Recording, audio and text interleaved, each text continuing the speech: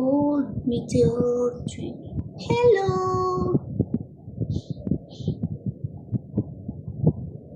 Sayang yung kanina. Kasi ni Kuya J, pinagbigay ng ano tawag doon. Ano ba kasi yun, Charing?